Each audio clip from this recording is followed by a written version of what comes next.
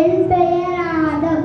தமிழன் என்று சொல்லடா, தலை நிமிர்ந்து நில்லடா.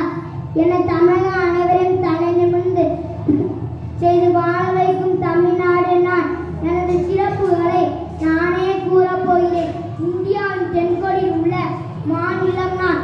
கல்வித்துறையிலும் தொழில்துறையிலும் மட்டுமின்றி தொன்மை சிறப்பு, பாரம்பரியம், நாரியம், பண்பாடு என அனைத்திலும் முன்னோடியாக திகழும் பசுமை பாரம்பரியமான தமிழ்நாடு நான்.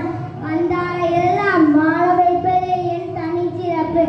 சமய நல்லிணக்கத்திற்கு சிறப்பான சான்றே நான் தான்.